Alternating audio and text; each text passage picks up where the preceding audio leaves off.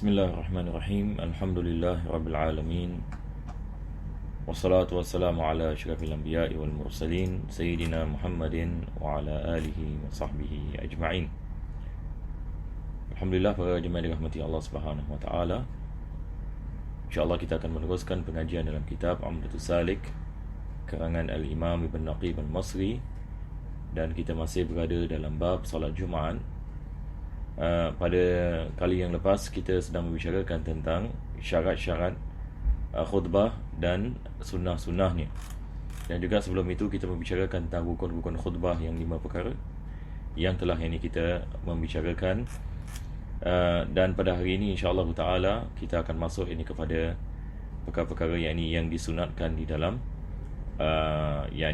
bagi mereka yang nak menghadiri solat Jumaat.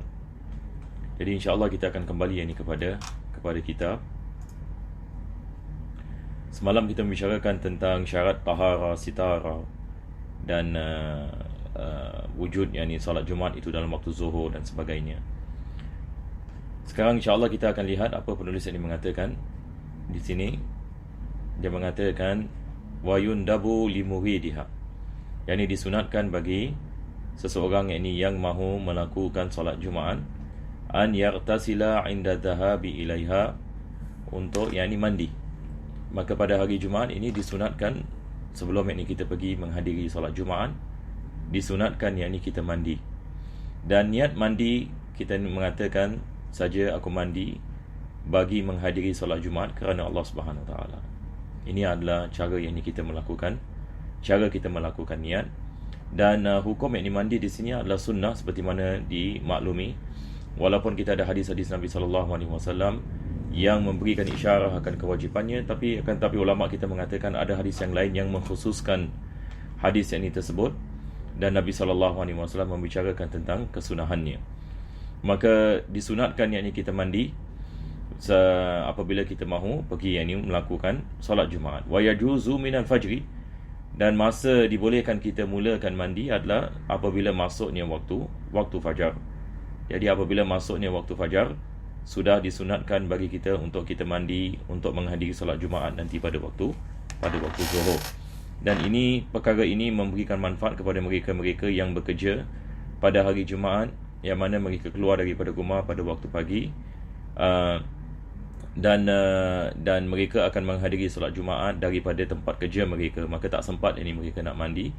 Maka apa yang boleh dilakukan adalah apabila kita mandi pada waktu pagi, sebelum kita keluar rumah daripada untuk pergi ke tempat kerja, maka kita niatkan mandi tersebut adalah mandi untuk menghadiri solat Jumaat, supaya kita mendapatkan fadilah mandi pada hari Jumaat. Dan janganlah kita meninggalkan kelebihan ini apabila datang hari Jumaat, sebab ini adalah daripada perkara yang ditekankan, dan kita ada khilaf ulama berkenaan dengan kewajipannya. Maka tidak wajar bagi seorang Muslim untuk meninggalkan mandi pada hari Jumaat, ataupun kita mengatakan meninggalkan niat mandi pada hari Jumaat.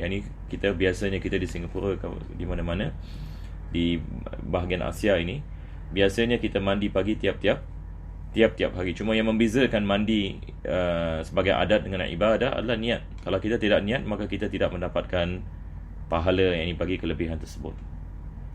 Fa in ajaza tayammama, kalau dia tidak mendapatkan air, penulis mengatakan hatta dia melakukan tayammum. Cuba bayangkan, ini adalah perkara yang sangat ditekankan dalam Islam. Walaupun tidak ada air, maka lakukanlah tayammum dengan debu. Wa an yatanaddafa bisiwakin, dan disunatkan seorang itu membersihkan giginya dengan menggunakan siwak. Begitu juga dengan apa yang kita ada pada hari ini, daripada berus gigi, dan begitu juga toothpaste dan mouthwash. Ini semua adalah daripada perkara yang digalakkan dalam agama untuk kita sentiasa menjaga kebersihan badan, dan juga kebersihan rohani. Maka mulut kita disunatkan kita membersihkannya. Wa akhdhi zufrin wa sya'rin, disunatkan kita ketip kuku, dan begitu juga kita menghilangkan rambut pada tempat-tempat yang tertentu, seperti rambut di kemaluan, rambut di ketiak. Maka ini adalah daripada perkara yang yang disunatkan yakni untuk kita mencukurnya. Wa qat'i raihatin kariha, dan juga disunatkan kita menghilangkan bau busuk daripada badan. Jadi apabila kita mandi, maka disunatkan kita mandi dengan menyeluruh ini pada hari Jumaat. Yang ini maksudnya dengan menggunakan sabun, dengan menggunakan shampoo, dan begitu juga membasuh ini muka kita ini dengan basuhan ini dengan sabun. Kita menghilangkan ini semua kotoran daripada badan kita. Begitu juga dengan telinga, begitu juga ini dengan di celah-celah yang di badan. Maka dengan niat yang ini untuk menghadiri salat Jumaat, maka ini semua kita akan mendapatkan pahala daripada Allah Subhanahu wa taala. Wa yatatayyab, yang ini dengan kita menggunakan minyak wangi. Wa yalbasu ahsana thiyabihi, dan pada hari Jumaat secara khusus kita memakai pakaian yang cantik untuk menghadiri. Yang ini janganlah kita pergi yang ini solat Jumaat, kalau kita daripada rumah ini misalan setakat yang ini kita pakai yang ini seluar dengan t-shirt misalan, maka ini adalah tidak wajar. Ini pada hakikatnya, walaupun yang ini zaman sekarang kita tidak membicarakan banyak tentang perkara ini, sebab zaman sekarang kita lihat kalau golongan muda pergi ke masjid, kita dah alhamdulillah ini bersyukur ini kepada Allah Subhanahu wa taala. Tetapi apa yang kita membicarakan di sini adalah kalau sekiranya kita mendapati diri kita alhamdulillah menghadiri ini salat Jumaat pada tiap-tiap minggu, maka bila kita belajar tentang sunnah-sunnah ini, insya-Allah ini kalau kita mendapati kita belum lagi mengamalkannya, maka kita improvise kita punya diri. Yakni jangan kita jadi stagnan yani. Daripada umur 20 tahun, 30 tahun, 40 tahun, 50 tahun, yang ini keadaan kita sama saja. Jadi kita mesti ada peningkatan, sebab manusia zaman sekarang semua ini membicarakan tentang peningkatan. Dengan teknologi, orang mengatakan kita memerlukan kepada peningkatan untuk kita memahami teknologi. Dulu tak ada Zoom, sekarang kita nak belajar Zoom. Dulu tidak ada YouTube, kita kena belajar YouTube. Dulu tidak ada Facebook, sekarang manusia belajar Facebook. Jadi manusia memahami kepentingan yang ini ada peningkatan yang ini dari perkara-perkara yang ini keduniaan. Apa lagi yang ini tentang perkara-perkara berkaitan dengan akhirat. Yang ini bagaimana dengan solat kita dahulu dengan sekarang, bagaimana dengan kesunahan Nabi SAW yang kita mengamalkan. Ini semua yang ini mesti ada peningkatan ini insya-Allah taala. Wa afdaluha albid, yakni pakaian yang sebaik-baik pakaian berdasarkan hadis Nabi SAW. Nabi SAW mengatakan ilbasul bayad, yakni pakailah pakaian putih. Seperti mana yang disebutkan dalam Syama'il ini al-Imam Tirmidzi, fa innahu atqa wa anqa, kama qala sallallahu alaihi wasallam, sebab pakaian yang putih itu lebih dekat kepada ketakwaan dan lebih dekat ini kepada pembersihan. Wal imamu yazidu alaihim fi zinah, dan lebih-lebih lagi ini bagi imam, maka disunatkan baginya untuk dia memakai pakaian yakni yang lebih daripada makmum, yang lebih yang cantik bagi makmum. Maka disunatkan bagi imam ini memakai sarban, memakai apa kita mengatakan tailasam, yakni jubah yang dipakai yakni di luar, dan begitu juga dengan rida, seperti mana pakaian Nabi SAW apabila yakni dia menyampaikan yakni khutbah. Jadi seorang imam apabila pada hari Jumaat ini sebagai khatib, maka tidak mencukupi yakni setakat yakni dia memakai misalnya baju kurung, ataupun yakni dia setakat yakni memakai jubah yakni dengan kofiah sahaja. Ini kita membicarakan ini sekali lagi yakni tentang peningkatannya, yakni maksudnya mana yang lebih afdal. Maka yang lebih afdal adalah kita memakai seperti mana Nabi SAW ini memakai pada hari Jumaat. Wa yukrahu lil mar'ati idza hadarat at-tib wa fakhiru thiyab, dan makruh ini bagi wanita kalau sekiranya dia menghadiri, maka makruh baginya memakai minyak wangi yakni yang dapat yakni dibau yakni oleh sekelilingnya, dan juga memakai yakni pakaian-pakaian yakni yang menarik perhatian, pakaian yang menarik perhatian, dan illahnya adalah dia boleh mendatangkan fitnah. Wanita ini apabila keluar daripada rumah memakai yakni pakaian yakni yang kita mengatakan membuat ini orang semua ini melihat kepadanya. Begitu juga dia memakai minyak wangi yang yang kuat ini baunya, yang boleh dibau ini oleh orang sekitarannya, maka tentu sekali ia boleh mendatangkan fitnah, ia mendatangkan hati-hati lelaki yang cenderung kepada maksiat, yang memikirkan tentang maksiat dan sebagainya, dan mungkin boleh menyebabkan kesukaran bagi wanita tersebut, ataupun boleh dikacau dan sebagainya. Maka ini semua adalah perkara-perkara yang diharamkan kalau sekiranya dia menghadiri solat tersebut. Wa yubakkiru wa afdaluhu minal fajri, dan disunatkan bagi seseorang itu menghadiri salat Jumaat Tabkir ini maksudnya menghadiri solat Jumaat pada waktu awal, dan awal ini mulanya selepas fajar. Awal yang dimulanya ini selepas fajar. Wa yamshi bisakinatin wa waqar, dan apabila dia berjalan menuju ke masjid, maka dia berjalan yakni dengan sakinah, iaitu jalan yakni dengan tenang dan tidak yakni tergopoh-gapah. Jalan yakni dengan tenang dan tidak yakni tergopoh-gapah. Wala yarkabu illa li'udhrin, dan dia elakkan daripada menaiki kenderaan kecuali kalau ada keuzuran seperti jauh sangat yakni masjid ini, misalan seperti mana kita sekarang ini, masjid-masjid kita jauh yakni daripada rumah, maka tidak ada masalah yang kita menaiki kenderaan. Tetapi kalau sekiranya masjid itu sikit lebih kurang yang dekat misalan, maka lebih afdal yang kita berjalan. Sebab ini berjalan ini kita ada kelebihan yang khusus yang baginya. Dan Nabi SAW ini membicarakan tentang tiap-tiap langkah yang seseorang itu keluar daripada rumahnya menuju ke masjid, maka Allah Subhanahu Wa Taala akan naikkan darajatnya, mengampunkan dosanya, dan memberikan kepadanya pahala. Dan begitu juga jalanan itu yang menyaksikan ini atasnya, dan dia menghidupkan syiar. Ini juga disebutkan oleh para ulama kita, yakni bila kita berjalan ini ke masjid, dia lebih menghidupkan syiar ini daripada menaiki kenderaan itu. Sebab disunatkan kita masuk satu pintu, keluar kita pergi satu jalan dan balik dengan jalan yang lain, supaya kita dapat menghidupkan syiar Islam ini di jalanan. Lebih-lebih lagi ini dalam keadaan kita misalan di Singapura ini misalan, yang mana kita memerlukan menghidupkan syiar Islam. Selepas itu penulis ini mengatakan wa yadnuwa minal imam, dan disunatkan bagi seorang makmum untuk duduk dekat kepada imam. Ni yang lebih afdal. Yani bila kita sampai ke masjid awal, maka kita cuba mengambil tempat yang dekat kepada imam pada saf yang pertama. Itu adalah tempat yang paling afdal sekali. Akan tetapi ini juga kita harus meraihkan adab bagi sebahagian tempat ini. Misalnya ada ulama-ulama di sana, dan mereka memang duduk di sebahagian daripada tempat di awal saf dan sebagainya.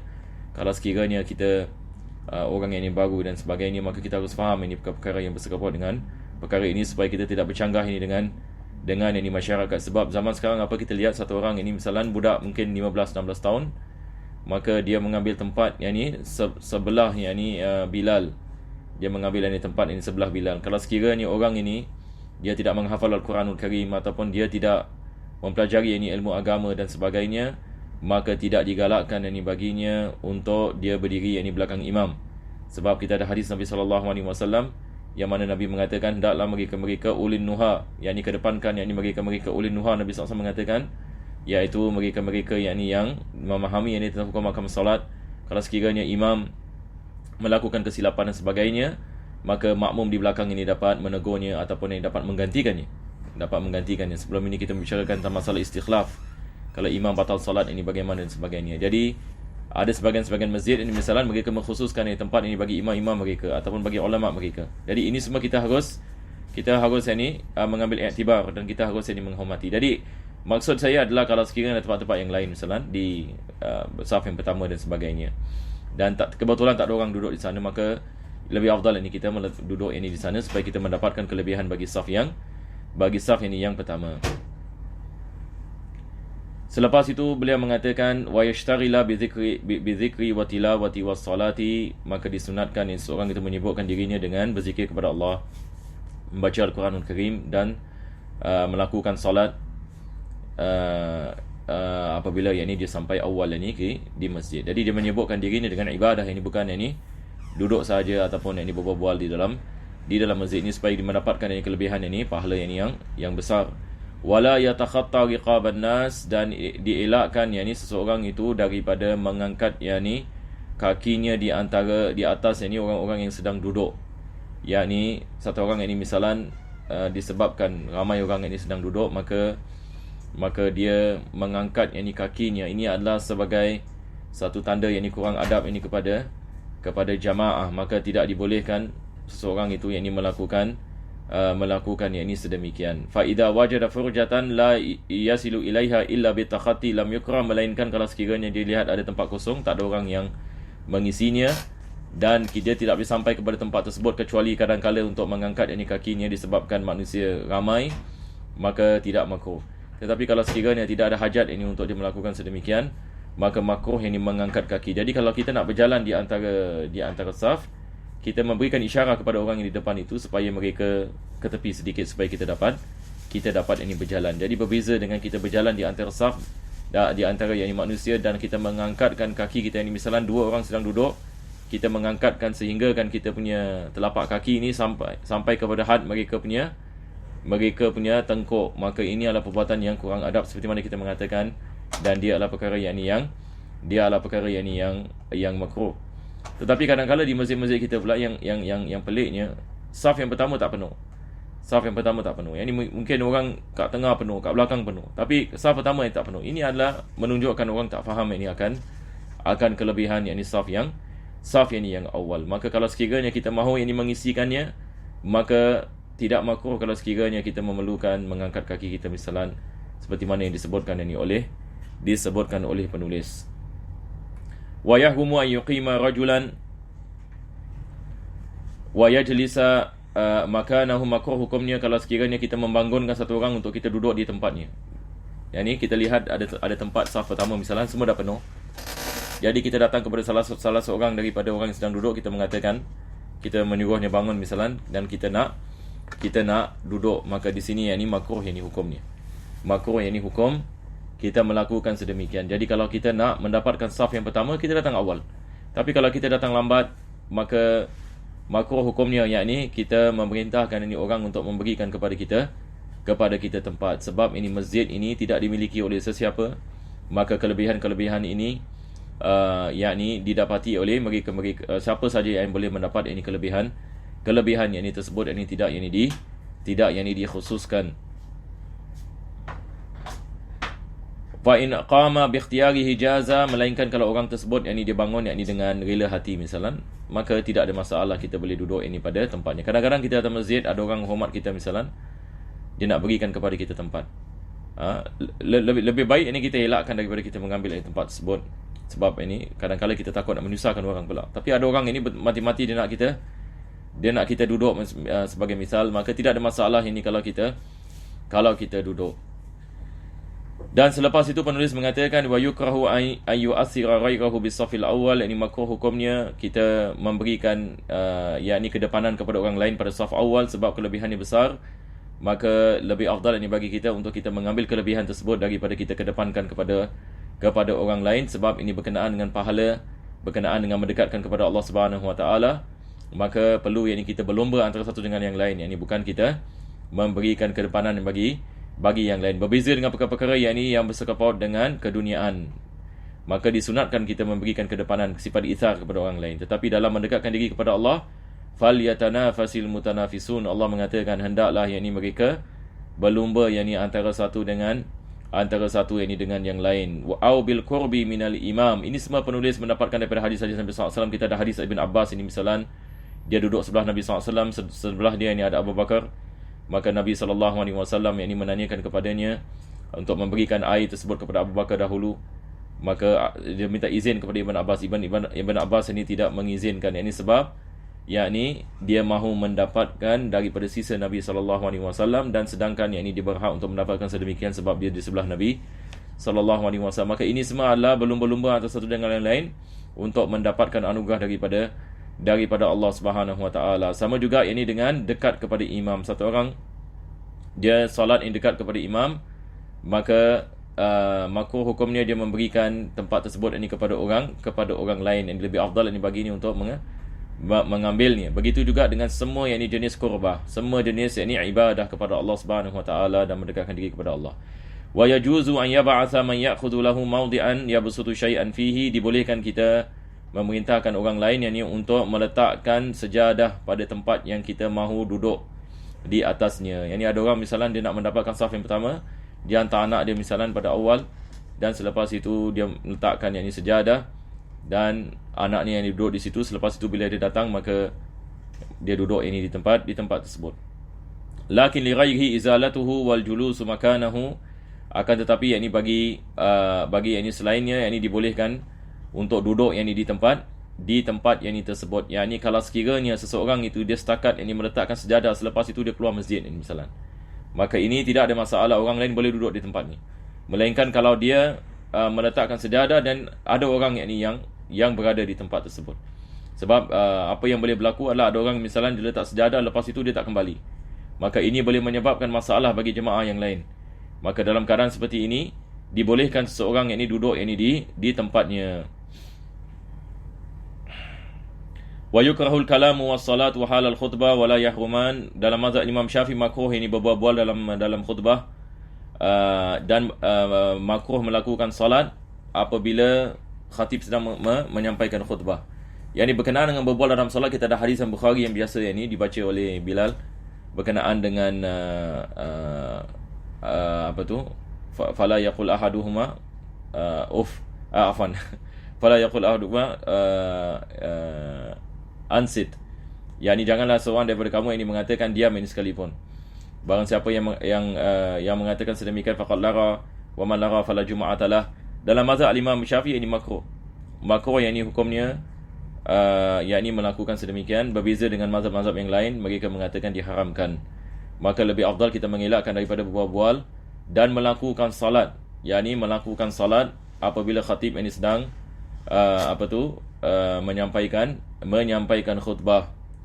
Tidak diharamkan fa in dakhala salat tahiyyata faqat wa yukhaffifuha, melainkan salat tahiyatul masjid. Kalau khatib sedang melakukan khutbah, kita sampai di masjid dan kita belum lagi melakukan salat tahiyatul masjid, kita melakukan salatul masjid dan kita mengambil yang wajib saja, yakni baca Fatihah, elakkan daripada membaca surah dan sebagainya. Jadi dengan ini kita dah hampir habis bab solat ini Jumaat. Selepas itu penulis mengatakan disunatkan baca suratul Kahfi, berselawat atas Nabi SAW malam Jumaat dan waktu siangnya, dan membanyakkan doa disebabkan ada sa'atul istijabah yang mana Allah akan mengabulkan doa. Dan waktu itu adalah seperti mana sebahagian ulama mengatakan apabila imam duduk di atas mimbar selepas ini khutbah yang pertama, sehingga yang ini dilakukan sehingga yang ini habis daripada salat. Ini adalah masa-masanya kita membanyakkan doa. Rabbana taqabbal du'ana innaka antas samiul alim, tub alaina innaka antat tawwabur rahim, wa akhtim bis-solihati a'malana wa ajrina Allah yakrim fadl subhana rabbika bil izzati amma yasifun. Salamun alal mursalin, alhamdulillah rabbil alamin.